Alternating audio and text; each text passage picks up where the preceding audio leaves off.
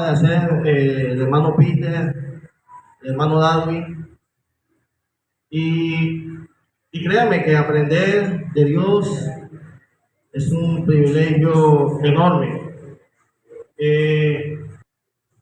Nadie es competente por sí mismo.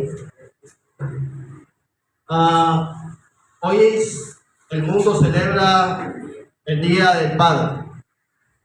Yo no lo vengo a celebrar, pero sí vengo a hacer un homenaje a Dios, porque Él me enseñó a ser padre.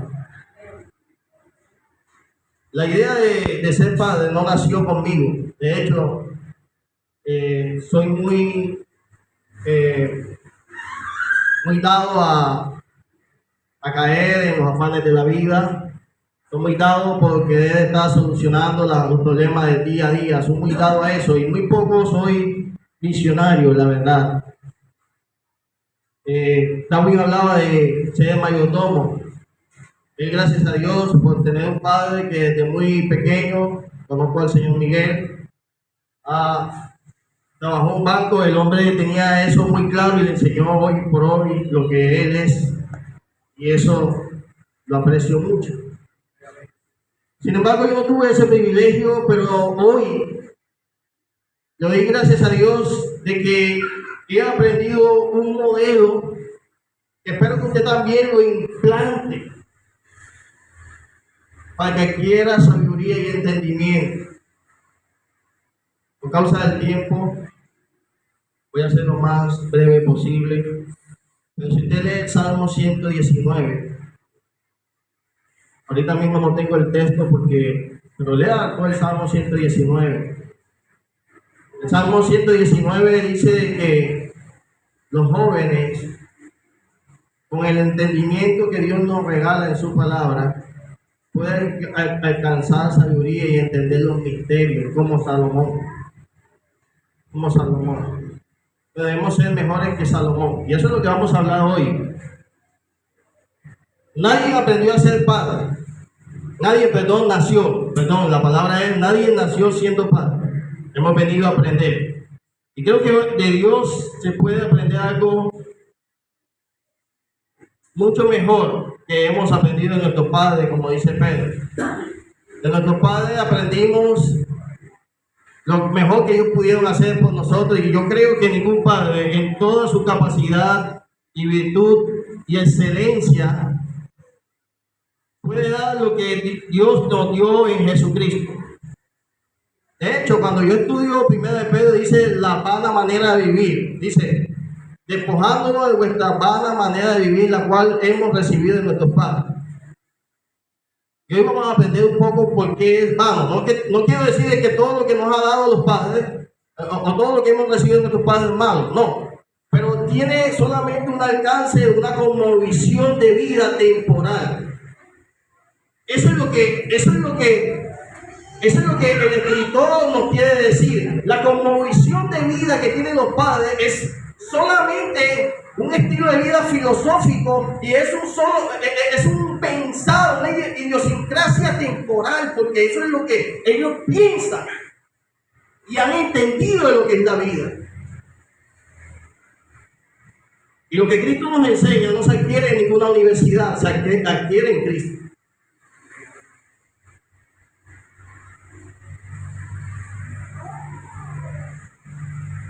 Lo primero que vamos a entender es que la vida no es solamente una vida física.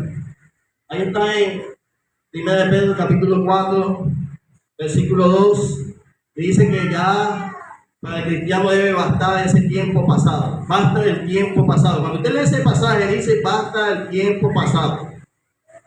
¿Por qué? Si usted se toma el tiempo de hacer esa lectura en su casa, porque vuelvo y le digo, yo solamente voy a hacer un abreboca. Usted tiene que seguir estudiando en su casa. Porque ese es el comportamiento del hombre que vive por fe. Dice que basta el tiempo, pero ¿por qué?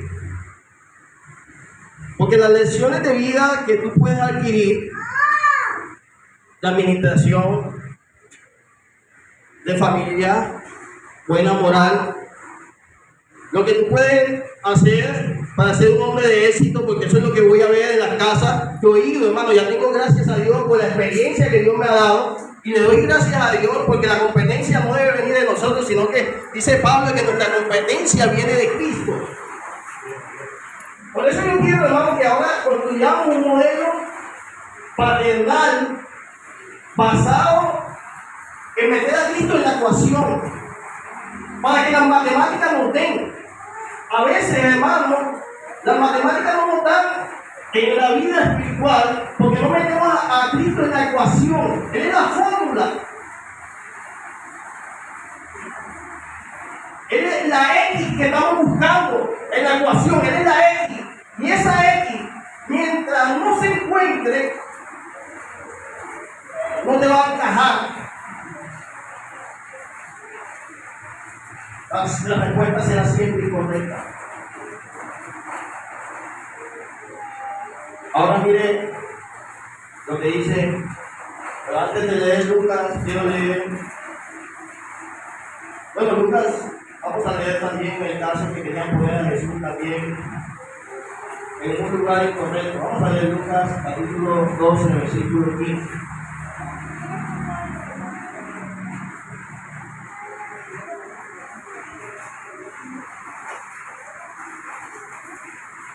Y le dijo, mirad y guardaos de toda forma de avaricia, porque la vida del hombre no consiste en la abundancia de los bienes que posee.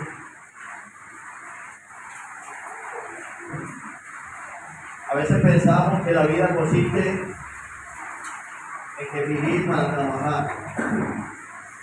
Es bueno trabajar porque también es un mandamiento de Dios, pero no debe ser el fin en sí. Nosotros debemos disfrutar de la vida y del trabajo, pero de la medida que Dios nos enseña. Por eso le digo, la vida no da, y el trabajo se vuelve un afán cuando sacamos a Cristo de nuestra vida. O se vuelve una espina cuando sacamos a Cristo de nuestra vida. Vamos a pasar a la siguiente diapositiva para que podamos entender lo que queremos hablar. Muy bien, Salomón en toda su sabiduría nos quiere regalar desde el Antiguo Testamento una cosmovisión de vida diferente, centrado en que el hombre no va a anhelar, el hombre no va a alcanzar la satisfacción que él cree que le van a dar las cosas en este mundo. Y luego de que citar a Salomón, para que no vaya a decir no, que ese conocimiento está desactualizado, después de citar a varios hombres de ciencia, porque a mí me encanta estudiar la ciencia, pero no para solamente señalar el conocimiento humano, sino me encanta para mirar a Dios también ahí y poder reafirmar la verdad de Dios desde el punto de vista de la ciencia también. Porque la verdadera ciencia no es mala, porque todo fue creado por Dios, y cuando la ciencia descubre lo que las leyes, cómo funcionan las cosas, entonces el hombre puede ver a Dios como el creador. Confirma la obra de la creación, confirma que alguien está ahí. Por eso no tengo miedo, hermano, de que el hombre busque la verdad, porque cuando el hombre busca la verdad, hermanos, la hay. Así dice Jesucristo. Solamente el necio quiere sacar a Dios de su corazón, pero es porque no quiere glorificar a Dios, no quiere rendirle culto. Eclesiastés capítulo 2, versículo 4 al 11. Vamos rápidamente, porque si hay algo que me pasa a mí, el tiempo se va. Eclesiastés capítulo 2, versículo 4 al 11 dice: esta es la vida de Salomón en este mundo. El hermano nos dice que Salomón no tenía revelación, tenía inspiración. Eso lo decía el hermano Orestes. Y es cierto, Salomón tenía inspiración. Dios lo inspiraba a que escribiera, pero no tenía entendimiento espiritual que ahora nosotros tenemos y vamos a hacer eso en Cristo. Eclesiastés capítulo 2, versículo 4 dice que Salomón escribió esto con el propósito que tú entiendas que nada por sí mismo en este mundo tiene la característica de ofrecerte el gozo permanente. Uno piensa que las cosas nos darán. ¿Ok? Esa es la característica permanente. Por eso, cuando usted sienta de que se tomó una sopa y después usted se cansa de estar comiendo, no sé si usted ha pasado, pero hay momentos, hay días que uno se cansa de comer. No sé si usted lo ha pasado. Pues para eso. Dice, Salomón le pasó algo así. Engrandecí mis obras, edifiqué para mí casas. Mire el plural. Engrandecí mis obras, edifiqué para mí casas, planté para mí viñas, me hice huertos y jardines, y planté en ellos árboles de fruto. Me hice tanques de agua para regar de ellos el bosque donde crecían los árboles. ¿Qué le parece? Si Salomón existiera en nuestros días, ¿usted no cree que saliera por ahí con David habla de Zuckerberg, el creador de Facebook? Y por ahí David regálame la biografía de el escritor del libro Padre Rico, pobre, algo así, ¿cómo se llama ese? Kiyosaki, Robert Kiyosaki. El hombre nos enseña cómo hacer dinero y está en la revista. Ok, ese es lo que pasa, ¿no? Si Salomón estuviera también, en nuestros días estuviera saliendo en la portada del New York Times, estuviera ahí, y también estuviera en la portada de el hombre, el arquitecto, aquí con David, estuviera con David como el arquitecto del momento, estaría al lado de Miguel Ángel, el hombre más ilustre de la edad del Renacimiento. Cuando Italia comienza, hermano, cuando Italia comienza a mostrarle al mundo eso, queremos volver a la gloria pasada, porque el hombre le gusta hablar de eso, de los tiempos gloriosos, de nuestra juventud, pero no nos gusta hablar de la experiencia que ganamos en Cristo. Amén. Y eso es lo que debemos aprender a vivir, hermano. Es la experiencia que nosotros adquirimos en Cristo Jesús para enseñar a las nuevas generaciones, porque tenemos que hacer ese empalme. Que mi vida, hermano, sentada en Cristo es para servirle a usted. Y cada vez que reciba algo del Señor es para servir a los jóvenes.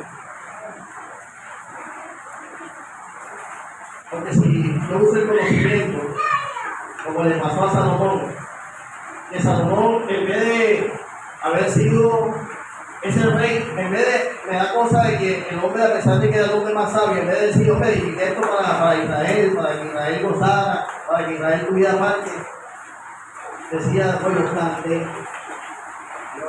yo. Exactamente.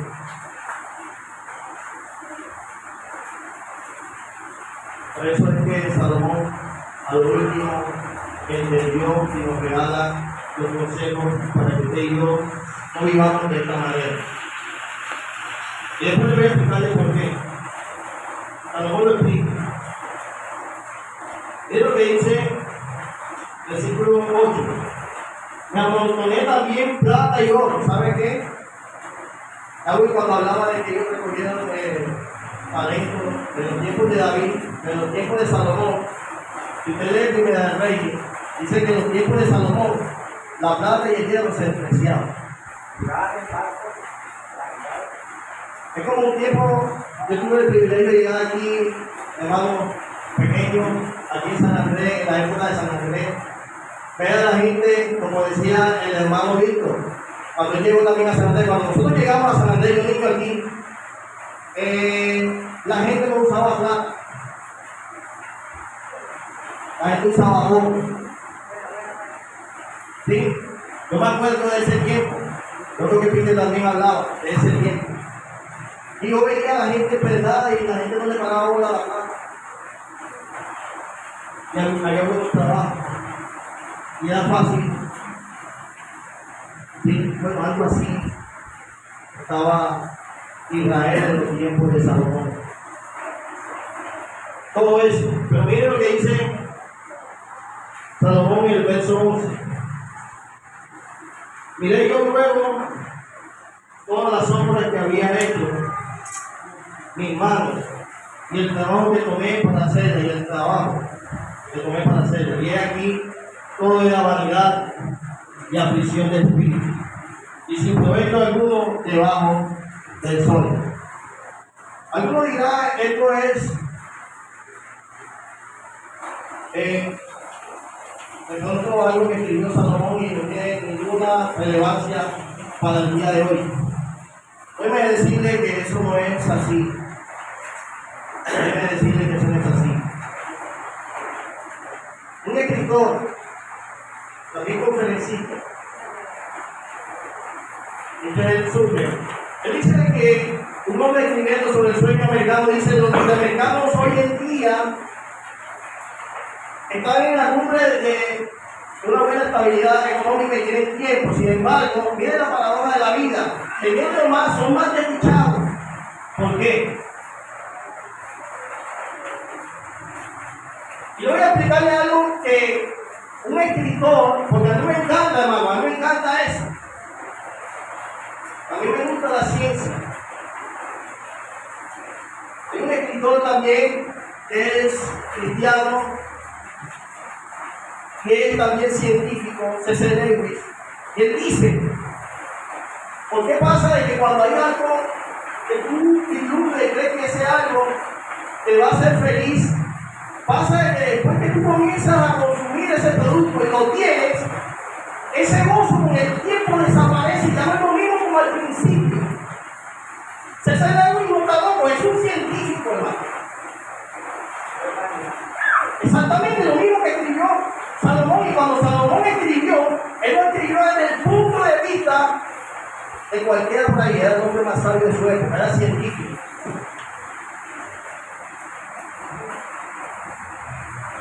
Antes de Cristo, Salomón fue el hombre más sabio de su época. ¿Y sabe qué, hermano? Es porque Salomón quiere que usted entienda. Por eso me encanta la Biblia, a pesar de que es sencilla, es un libro de ciencia tan profundo. Salomón quiere que entienda que nada de por sí mismo contiene lo que Dios espera darte. Y solamente Dios te puede satisfacer. ¿Sabe qué dice C.C. Lewis? Nosotros no entendemos esa realidad porque desde que nacimos la sociedad nos viene enseñando que tú necesitas a Dios para ser feliz.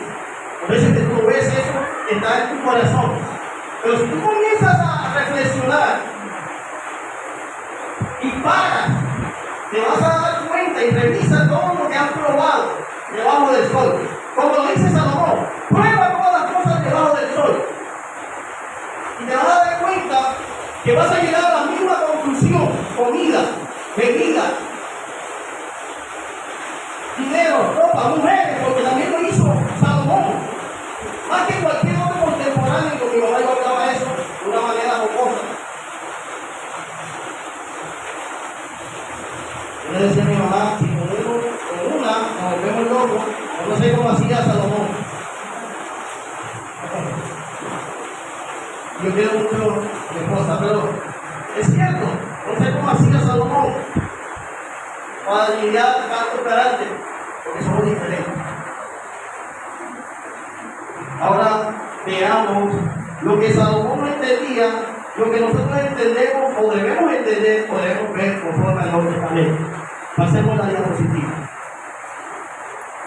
Con esto caracterizamos.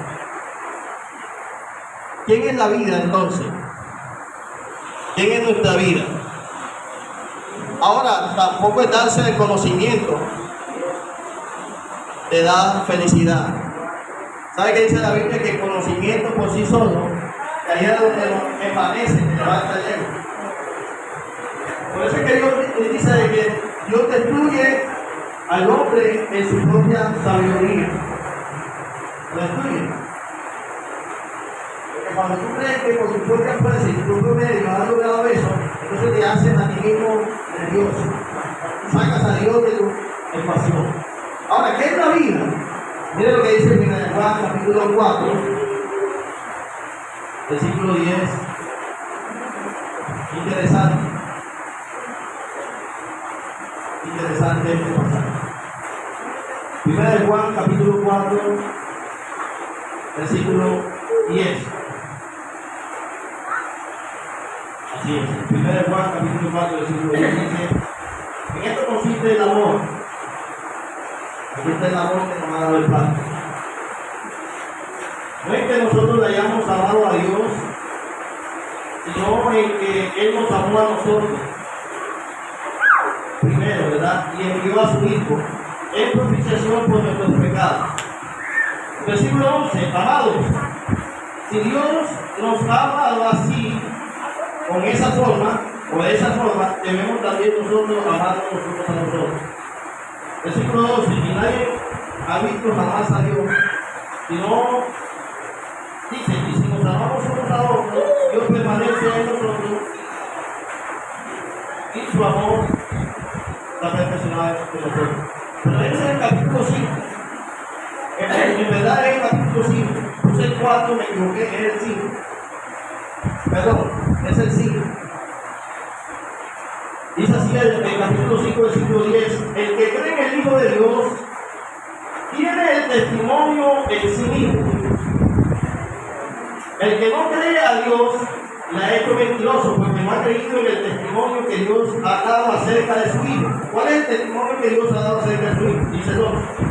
Y este es el testimonio, que Dios nos ha dado vida eterna. ¿Y esta vida está dónde? En su Hijo. El que tiene al Hijo tiene la vida. El que no tiene al Hijo de Dios no tiene la vida. Perdón, es el capítulo 5, puse el capítulo 4. Capítulo 5, versículo 10 al 12. Me perdonan ese error. Gracias. Miren, ¿cuál es el testimonio que Dios nos ha dado? Él envió a su Hijo. Que su Hijo satisface perfectamente la voluntad del Padre. ¿Por qué? ¿Por qué Jesús satisface la voluntad del Padre? Porque no hay nada, ya lo hemos aprendido, no hay nada en este mundo que satisfaga a Dios. ¿Ves? Emanuel hoy te va a hacer una representación, creo que así, porque la mamá de Eugenia siempre se nos sorprende, al igual que la semana maestra, acerca de actividades para los padres, para las madres, cosas así. Emanuel me hizo un chiste, me hace chiste de mala, chiste de broma, broma pesada. Yo le digo: Emanuel, ven acá. Él me decía que hoy venía sacrificado un cordero. Y yo dije: ¿qué cordero vas a sacrificar? Que satisfaga la voluntad de Dios de una manera perfecta. ¿Qué tú puedes, lo que decía David, qué podemos nosotros dar que satisfaga a Dios? ¿Qué tenemos nosotros que satisfaga a Dios? ¿Qué pensamiento tan profundo? ¿Qué tenemos nosotros que satisfaga a Dios? No hay nada. Solamente Dios se puede satisfacer a sí mismo. Por eso cuando Dios quiso mostrar un amor tan grande, ¿a quién envió? A uno igual a Él. Uno igual a Él en cuanto a gloria y majestad. Uno igual a Él en cuanto a espíritu, en cuanto a esencia. Y a Él ver una vida tan gloriosa como esa, y una vida tan grande como esa, lo llevó en todo. Por eso es que dice la Escritura en Colosenses que en Él habita corporalmente la plenitud de la deidad. Solamente el Hijo puede llegar al Padre. Por eso no puede haber más nada, hermano, donde nosotros podamos esconder nuestra vida y ser perdonados. Así que la Biblia dice, hermano, que si tú quieres recibir perdón de pecado, tienes que recibir ese testimonio. Y si no recibes ese testimonio, seguro que dice Juan, ¿qué estás haciendo a Dios mentiroso? Y estás creyendo que eres más competente que Dios.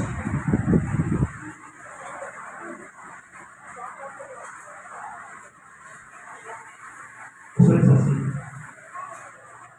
Ahora, ¿en qué consiste mi paternidad y la paternidad de nosotros como padres para concluir nuestra familia? Enseñar este camino.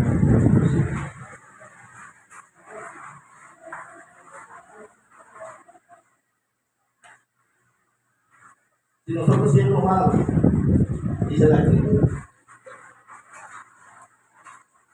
¿qué le vamos a darle pensando que somos buenos? ¿Qué le podemos dar? Alimento y abrigo, sustento, una buena conducta y una buena moral. Pero ¿sabe qué? Si llevamos a nuestros hijos a Dios, ¿sabe qué dice Lucas capítulo 11? Nuestro Padre que está en los cielos sabe dar que el Espíritu Santo lo bendiga. Amén. Cosas que yo como padre natural no puedo darle a mi hijo Emanuel. Por eso yo, cuando estoy con él en el devocional, le digo: Emanuel, ahora dejo de ser tu padre y vamos a nuestro padre. Ahora tú y yo estamos al nivel igual, porque eso es lo que dice. Somos hermanos ahora en Cristo. Aunque en el seno de mi familia cumple un rol diferente porque Dios me dio ese rol. Como decía David, no por mi propia cuenta, como yo exigiendo a Dios algo. ¿Quién soy yo para exigirle a Dios algo? Todo lo que tengo es gracias a Él. Por eso mi enfoque, mi corazón debe ser cristocéntrico. Amén. Y el grito de tu alma y de mi alma debe ser: Señor, quiero ser saciado de la abundancia de lo que hay en tu casa, de tu gracia. Y no es lo que yo creo que son los placeres de la vida. ¿Sabe qué decía David? Por eso me encanta David, yo leo. Y con esto quiero terminar. Salmo 36. David para mí es un poeta, ¿no? Poeta enamorado de Dios, a pesar de sus debilidades. Y cuando lo leo, hermano, quiero la verdad que yo contento y oro las palabras de David, porque la verdad que hombre para derramar su alma a Dios, y a pesar de su mucha riqueza y sabiduría, y a pesar de que era un hombre valiente en batalla, David decía que no confiaba en eso, sino que confiaba en Jehová, no en eso. Y esto me encanta de él. Salmo 36, versículo 7. Miren lo que dice este poeta del Antiguo Testamento. Dice: cuán preciosa, oh Dios, es tu misericordia, cuán preciosa. Por eso los hijos de los hombres como nosotros se amparan bajo la sombra de tus alas.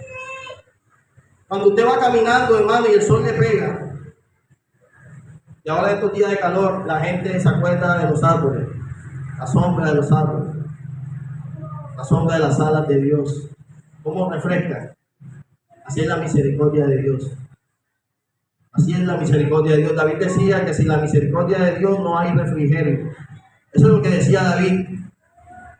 Versículo 8: serán completamente saciados, llenos de la grosura de tu casa. Y tú los abrevarás del torrente de tus delicias. Con el Espíritu Santo, la palabra, hermano. La palabra. Porque contigo está el manantial de la vida, y en tu luz conoceremos y veremos la luz. ¿Cómo vas a conocer la luz? En la luz de Dios. Amén. ¿Sabe qué decía Pablo cuando veía la congregación? Decía que, y es lo que debemos aprender, dice que tenemos que pedirle a Dios, y eso lo estoy pidiendo a Dios cuando uno ve a los hermanos. Y Pablo lo veía como sus hijos y decía que él tenía, cuando los gálatas estaban volviendo a la ley, no se conformaban a los principios del Nuevo Testamento, Pablo decía que él tenía otra vez ese sufrimiento. Cuando veía a los hermanos apartarse de la verdad de Dios, tenía ese sufrimiento como una mujer embarazada. Qué paternidad, ¿no? Así debemos estar nosotros preocupados por la salvación nuestra y de nuestros hermanos. Tenemos que tener conexión, ese vivo ser, y vernos así, hermanos, con el amor de Dios incondicional. Sé que no es fácil, pero hoy es el día para empezar. Y de la mano de hermanos y de la luz de la palabra de Dios y de la oración y de nuestro arrepentimiento sincero, constante, y reconociendo nuestras fallas delante de Dios, constante, y viendo la luz de Dios, vamos a lograrlo, hermano. Amén. Vamos a lograrlo. Podemos lograrlo. Hay que creer. Hoy es el día, hermano, para venir a arrepentirnos delante de Dios. Iniciar este camino. Yo he visto hermanos que han regresado a la fe. Y me alegro. No porque tenga celo de que esté la congregación llena, sino porque me alegro de que esté en Dios. Me alegro de eso. Y eso es lo que Dios desea. Y todos los que han venido aquí, que lleven esa esperanza. Esa es la esperanza, hermano. No he venido a hablar de mi propia cuenta. He venido a hablar de la sabiduría que Dios nos dejaba en su palabra. Es más que suficiente para que el hombre de Dios sea perfecto. Porque para eso fue dejada la palabra de Dios, para que usted alcance lo que fuera de Dios no puede alcanzar. La perfección, la madurez, la integridad, la salvación. ¿Hay alguien aquí que haya entendido este mensaje? Que ya recibido el perdón de pecado en el Evangelio. Pues es importante. Si no, cuando te quieras seguir, hermano, estudiando, aquí estamos para seguir creciendo en estos estudios que nos dan esa visión. Que Dios les bendiga. Amén.